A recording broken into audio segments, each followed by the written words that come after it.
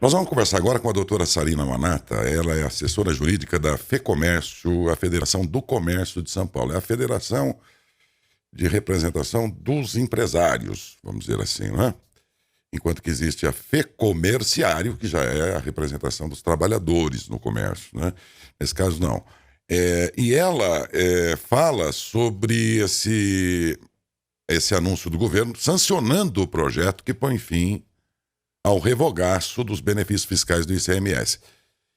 Então, isso extingue o artigo de lei de 2020 que gerou aquele aumento de imposto sobre itens básicos, prejudicando negócios e consumidores também, porque aí se estende para depois, para outra, dentro da cadeia, para os consumidores. Vamos entender melhor o que isso vai significar do ponto de vista do interesse das nossas empresas, exatamente nessa entrevista com a doutora Sarina. Bom dia, doutora. Bom dia, é um prazer estar falando com vocês. Prazer é nosso. Sarina, eu estava falando agora há pouco aqui, um nome diferente.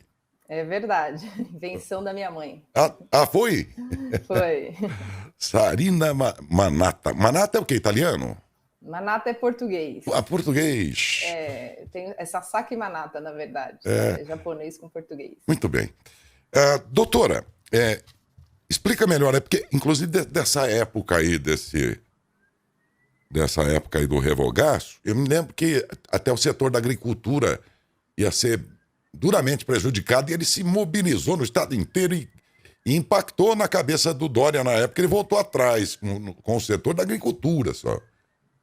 Sim, na verdade, então, isso tudo aconteceu em 2020. Isso. Eu vi um pedacinho da sua fala. Realmente foi no período da pandemia, onde todos os empresários estavam enfrentando grandes dificuldades, né, por conta de restrições, fechamentos de estabelecimentos, e ainda foram presenteados, então, por essa lei de 2020, que em seguida gerou diversos decretos que acabou, então, aumentando a carga tributária. Só para vocês entenderem, então, essa lei de 2022, na verdade, ela tinha um dispositivo, que é esse artigo 22, que foi revogado agora, que dava uma carta branca, então, para o governador. Então, não precisaria a Assembleia Legislativa, que seria o correto, quando a gente tem uma alteração, quando a gente fala em tributos, né? Então, quem tem que alterar a legislação em relação a tributos, a alíquotas, é a Assembleia Legislativa, o representante do povo eleito para isso. Uhum. Então, as alíquotas elas são definidas por lei.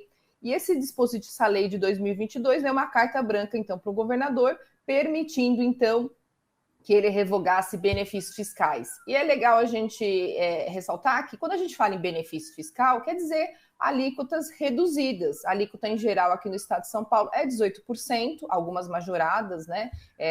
Considerando não ser tão essenciais, mas quando a gente fala benefícios fiscais, é justamente ou produtos essenciais, como alimentos, medicamentos, ou algum setor que precisa de algum benefício. Então, insumos agropecuários, inclusive tinham benefícios fiscais, medicamentos. Então, realmente houve uma grande aclamação aí dos empresários. A FEComércio atuou muito em prol dos representados, inclusive porque o Sincomércio aí de Matão é filiado à FEComércio. Então, vários sindicatos do interior levaram essa questão para a FEComércio, falando dos impactos que os empresários estavam tendo, né, com relação a esse aumento. A gente percebeu alguns setores, inclusive, com aumento de 30% da carga tributária. Então, é inimaginável a gente pensar que no momento aí que o governador deveria estar auxiliando o empresário nesse momento tão difícil. Estava sufocando. Todos, né? Sim, daí faz ao contrário, né? Aumenta a carga tributária. Realmente foi um período bem complicado e a gente teve diversas autuações da FEComércio, encaminhando ofício, tentando sensibilizar o governador. Então, alguns pontos ele acabou voltando atrás, como você mencionou, e outros não. Então, a gente, durante esse período aí, a gente teve aumentos aí substanciais com relação ao ICMS. É verdade. Eu vou completar o comentário daquela hora. Dois governos que é para esquecer. Fleury Filhos e o Dória. Opinião minha, sabe? É para esquecer, porque não... Você olha um governo inteiro, com acertos e erros que todos têm, mas você não consegue achar uma ponta, um assunto para dizer esse cara foi bom pelo menos nisso. Sim, e os empresários são grandes geradores de emprego, né? E a gente, e eu acho que o governador tem que enxergar isso, né? Ele tem que apoiar as iniciativas, o empreendedorismo e não fazer o contrário. Então, a gente teve uma boa notícia nesse início de governo, porque então a gente tinha um projeto de lei do deputado Ricardo Melão.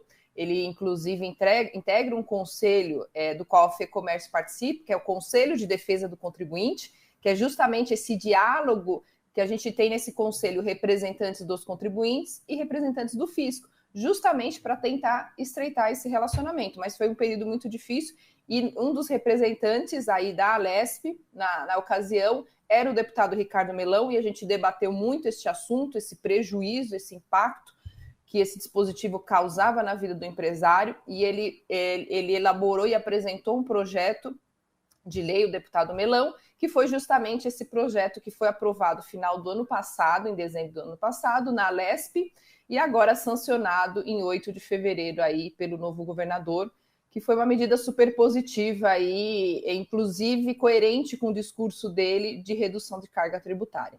Bom, aí o sujeito está acompanhando e pensando, poxa, mas isso aí beneficia as empresas e tal, e o que eu ganho com isso se eu não sou empresário?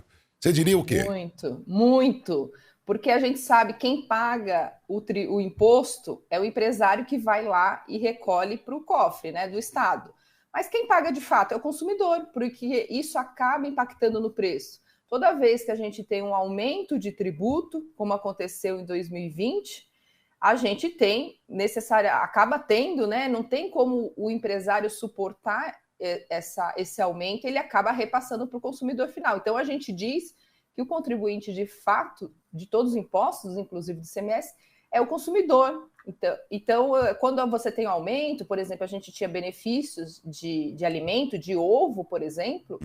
Então, quando você aumenta o imposto desses produtos, acaba encarecendo esse valor aí para o consumidor final, que é no final quem paga o imposto. Na prática, esse ato vai valer em que momento? Quando?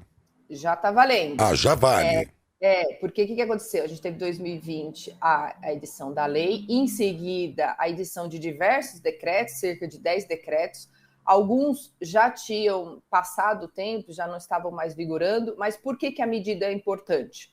Porque agora a gente tem transparência. Então, quando eu tiver que fazer alterações desse tipo, eu vou ter um processo legislativo, eu não vou ter surpreendido por um decreto, então, do dia para a noite, eu vou ter um aumento de imposto, né? Então, não vai ter essa surpresa. Se realmente houver uma necessidade do Estado por questões aí de operacionalização aí da Receita, ele vai ter que ter uma aprovação aí da Assembleia Legislativa e não vai ser um ato dele individual, né? Quer dizer, vai ser os representantes do povo que foi eleito para isso, decidir se deve alterar esse benefício fiscal ou não. Então, é a medida justa, aí, é a retomada da decisão para a Assembleia Legislativa, que é a regra, e não do ato do executivo, do governador, de uma pessoa só decidir tudo isso. Então, é super importante por conta disso, porque traz segurança. Então, a gente não vai ter surpresas assim do dia para a noite. Do ponto de vista...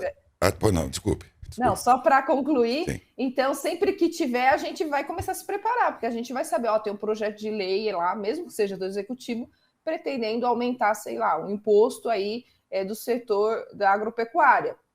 Então, o setor, inclusive, vai conseguir se movimentar, conversar com os deputados, falar do impacto e tentar reverter essa situação de ser aprovada, diferentemente do que a gente tinha, a situação que a gente tinha. Do ponto de vista burocrático, a volta, enfim, dos subsídios e tudo agora, vai requerer do empresário, o comerciante que está me ouvindo agora e te ouvindo também, assistindo, vai exigir alguma providência burocrática ou ele se aplica automaticamente na própria prática de rotina dele hoje? Muda o quê? Não tem necessidade de grande mudança. Na verdade, o que a gente tinha, por exemplo, eu tinha alíquota, estava aplicando uma alíquota de 12, ela volta, por exemplo, a alíquota de 9. Então, a gente tem N casos aí de situações. Então, na verdade, ajustes de alíquotas, né? Então, alíquotas que foram majoradas para 12, que eram 9, que eram 5, então elas vão ser restabelecidas. Então, é uma operação que, na verdade, principalmente para as empresas de menor porte, o contador está acostumado muito com essa situação, Então é só restabelecer a alíquota anteriormente praticada. Há algum outro aspecto que seja importante falar e eu não tenha perguntado, doutora?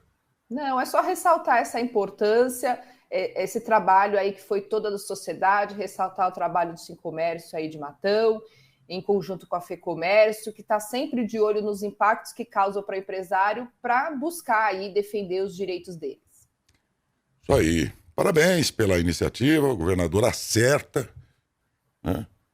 Porque já não basta a carga tributária, tudo isso que nós temos aqui, que é um sufoco, né? Quer dizer, o Brasil é surreal demais. Nós vimos 3 anos aí e outras ocasiões em que o setor, por N razões, sofria muito, quer dizer, a economia realmente sacrificava o momento econômico do país, sacrificava demais quem produz, enfim, e recordes de arrecadação todo ano. Acho que sim, a gente tem uma carga faz tributária, sentido. uma das maiores do mundo, tá batendo cerca de 34% do PIB. Então, pensar em aumento de carga tributária realmente é inadmissível. E você vê as empresas sacrificando ali, apertando seus custos, entendeu? Buscando incentavos ali, alguma solução e tal. E eu nunca vi o setor político dizer, vamos economizar, hein? Ou agora vamos fazer um plano de contenção de despesas aqui. Onde que tem isso? E o governo estadual acho que foi um dos únicos que não concedeu nenhum parcelamento nesse período de pandemia, né? Por exemplo, aqui na capital a gente teve parcelamento, na esfera federal a gente teve diversas ações aí do governo federal e no governo estadual durante o período da pandemia a gente não teve nenhum auxílio aí com relação a pagamentos. Ai, me desculpa, Dória, mas é cruel. É complicado cruel. mesmo. Cruel. É um momento complicado. Cruel, para esquecer. Muito obrigado mais uma vez, doutora. Tenha um bom dia. Bom dia.